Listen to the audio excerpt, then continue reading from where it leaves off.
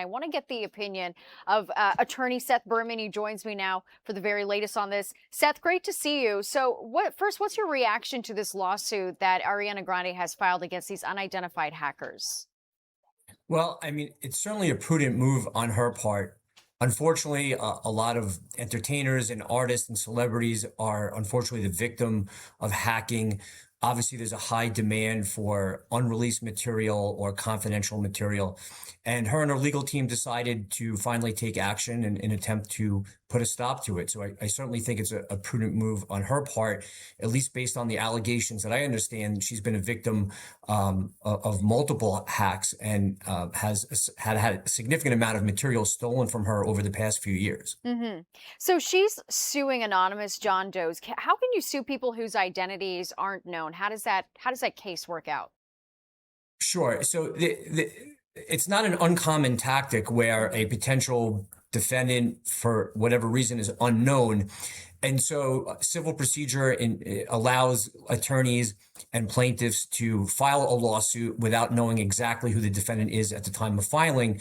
But it allows the attorneys to go through what we call the discovery process, which is essentially a fact-finding and investigative process to ultimately find out who those individuals are and who will ultimately be named as defendants in the lawsuit. So in this instance, it's likely her attorneys will serve subpoenas on internet service providers, maybe digital payment providers, all in an attempt to obtain information to ultimately identify who the ultimate hackers may be.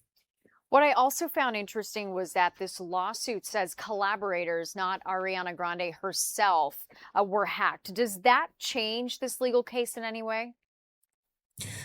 Not necessarily. There's still remedies available to Miss Grande as a result of it being her material.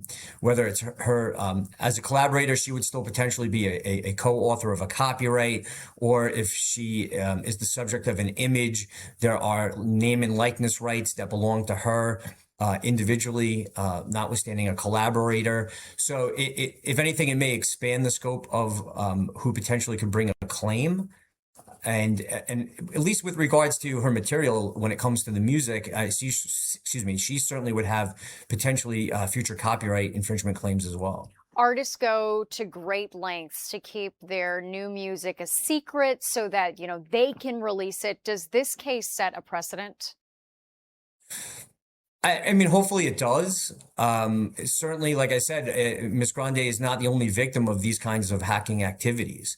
And so, you hope that it sets an example if her and her legal team are able to ultimately identify the hackers and obtain a judgment against them.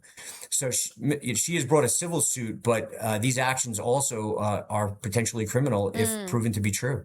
Yeah, that's what I was going to ask you, if this could become a criminal lawsuit. So, what kind of evidence would they have to find in order for it to qualify as criminal? Well, ultimately, you would have to have the authorities decide that there's enough evidence to take on a prosecution. So Ms. Grande has brought a civil lawsuit under this particular California statute that allows her to seek remedies for these actions.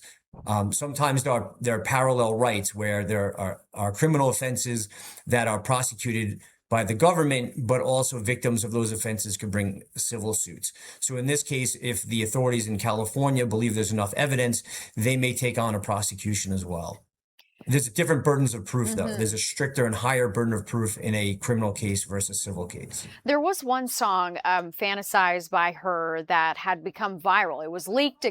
Went viral on platforms like TikTok. Are they held liable for any of this if it's leaked, or they just can't be held liable for that? It depends under what theory of law, but generally no. At least from a copyright perspective, there's a law called the Digital Millennium Copyright Act, which is a provision of the Copyright Act that grants safe harbor to digital service providers when infringing material is placed on their platform by its users, so long as they follow certain protocols and ultimately follow those protocols and take down the infringing work. So that's generally the so generally no, they usually wouldn't be held liable because there's no direct knowledge of this work being either stolen or being infringing. I know that she still has to identify the hackers, but if she were to win, what kind of damages and remedies is she seeking? So under this particular statute, my understanding is she can seek compensatory damages.